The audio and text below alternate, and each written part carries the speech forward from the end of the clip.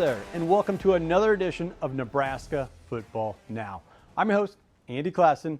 Once again, joined by Jake Bartecki. Jake, how are we doing? Doing well, Andy. How about yourself? Very good. There's a little bite to the air right now. Football is here. You can feel it. Can feel it. We're getting close, almost already halfway through fall camp, and things are starting to take shape a little bit more here as we get close to August 31st. Yes, they are. So a lot of official recruiting visits as far as the end of summer into fall camp are taking place in Nebraska. Was a buzz a couple weeks ago.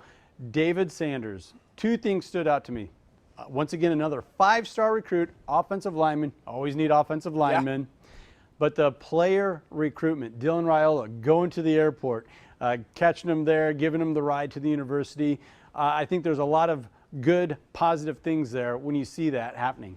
Yeah, and not just with Dylan Raiola, with all the fans that were there too, right? At the airport, at Eppley, and outside Memorial Stadium. So, he's obviously a great offensive line product out of North Carolina. The latest that I know on him, I think the visit went well as it could. I know he was very humbled by how he was received here in Nebraska, and that's kind of how Husker fans are when they do those kind of things. Latest I've heard, and this is just by anyone else can find this. This is by following just recruiting sites. It seems like Tennessee has kind of become quite a factor, and obviously that's a pretty cool stadium. It's easy to kind of be swayed that direction, but I also think you could say the same thing about Nebraska. So it remains. I think the big three that he has left are obviously Nebraska, Tennessee, and Ohio State. And with Nebraska's offensive line struggles, he could be the type of piece for Nebraska that really elevates that group into a national product. Yeah, and no place other than Nebraska really talks about offensive linemen, defensive linemen, or have that type of love that the Cornhuskers State has. Speaking of linemen, let's dive right into D-line and the potential that we have there this year heading in. So many guys with experience, and then you have a number of up-and-comers that are really making some waves here in fall camp. Yeah, it looks like the first four that you're going to see on the field, and this is based off what I've seen in a couple of practices, are obviously Ty Robinson and Nash Hutmacher will be out there. The others, Jamari Butler and Cameron Lenhart. And Cameron Lenhart is a sophomore. That's one guy that I've seen make a lot of progress. We already know what we have with Nash Hutmacher and Ty Robinson. Cameron Lenhart, he was standing at the podium at media days. His biceps looked like they were 3 times the size of what they were last season. So Corey Campbell has obviously worked very hard with that group, and specifically Cameron Lenhart in the weight room.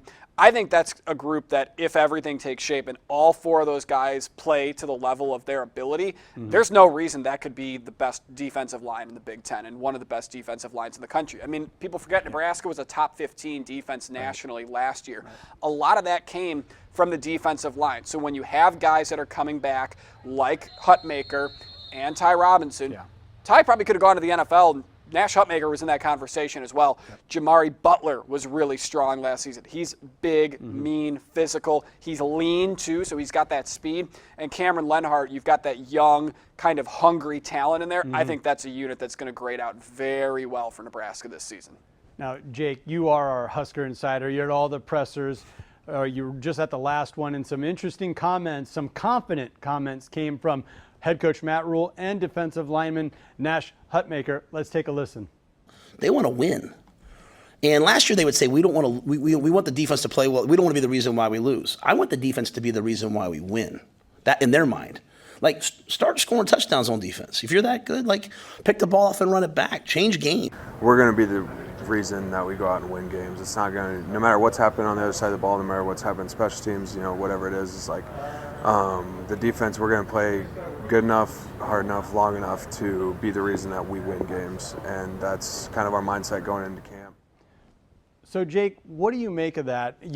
When both are saying kind of the same thing, we've heard that a lot between coaches and player, kind of walking to the same beat of the same drum. We want to be the reason. The defense needs to be the reason we win more games this year. Well, it's like what Matt Rhule said, where he's talking about last year they wanted to be the reason that the team didn't lose. This year, be the reason you win. Go out and make a big play. I mean, I think some of that is coach speak, but I think it's coach speak that is actually getting received well by the players to a degree, that they now know and they now believe they've got that ability to go out and be that defense. Tony White has talked about the same thing, and I think it was Javen Wright who at a press conference said last year, this defense was a top 15 defense in the nation, but they still felt very deer in headlights at this time of the year last year, adjusting to Tony White's system.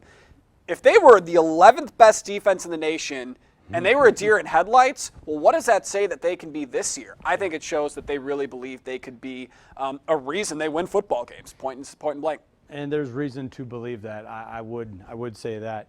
Let's stay right there with the linemen, but let's go on the other side, offensive linemen. We talked about it a couple episodes ago. The depth at offensive line was really a reason that Husker fans were getting excited heading into this season. Well, now we're going to see that depth firsthand. Yeah. Tough injury. Teddy Prohaska was going to be the left tackle, starting left tackle, worked so hard to overcome some injuries, just to have a devastating injury once again. How's the team receiving that, and what do you see developing as far as that offensive line and the depth?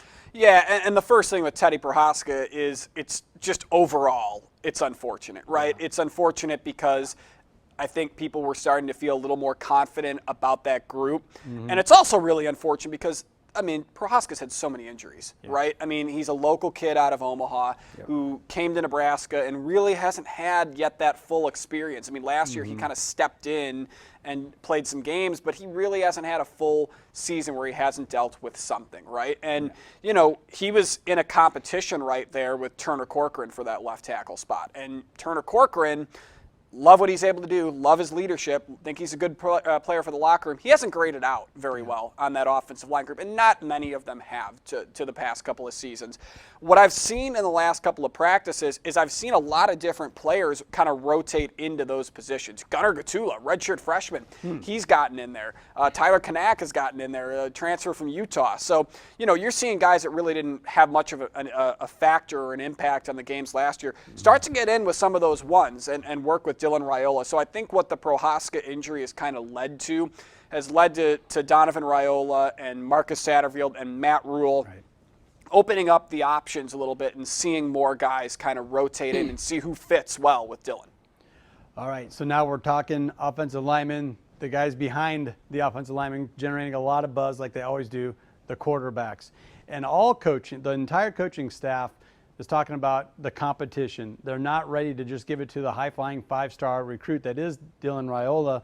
What do you make of that? Is that a lot of coach speak, or is there a true, you were just at a practice, you got to watch the whole thing? What are you seeing? It's a quarterback competition based off everything we've heard, right? Now, based off of everything we've seen, different story. You know, because I think, and the three guys that those names been tossed around in that battle are obviously Raiola, then Heinrich Harburg, and Danny Kaelin. Yeah. All three of those guys, I think, have the ability to be a college football starting quarterback. The hard part is the guy that they're trying to take that position away from. Because the presumptive starter would be Dylan Raiola, right? I mean, he's a five-star quarterback recruit. Right.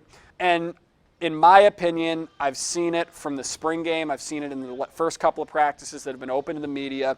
He's far and beyond better than the other quarterbacks that are in the battle. He's making throws that the other guys can't make. He's already turning on his leadership ability.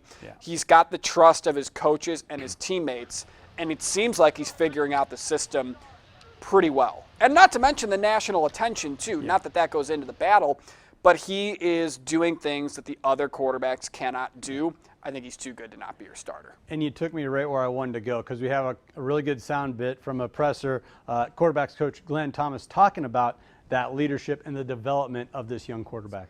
There's a confidence that you hear in tone of voice and being vocal, and hey, somebody runs the wrong route, you let them know, or just the confidence of maybe a protection call, or hey, let's challenge Ben Scott on a call. Hey, this is what I see. I want to do this, right? And the conviction of making those calls, that only comes with confidence. So Jake, what do you make of that when you hear a quarterback coach, talk about a young man in that way and how he's already kind of ahead of the game, gaining the respect of his teammates, and really filling that role of, hey, if you need me to be the starter week one, I can do that for you. It's what you want to hear, right? Because this is a guy that you brought here to presumably elevate your program, right? Right. So that's what you want to hear from the guy on day one, and you want to see that kind of leadership. I mean, look, Dylan Raiola will become a vocal leader, but, the tone of voice thing that Glenn Thomas talked about there goes a long way with me, because not a lot of people can master that. And some people are just natural-born leaders. I think that could be the case for Dylan Raiola. And if it is, that's fantastic, because that means no matter when he gets into the ball game and when he's on the field, he's going to do it. And you touched on, yes, there's a lot of things that have to happen on the field, but also off the field, especially if you're at a place like Nebraska, the pressure, the fishbowl, all those things.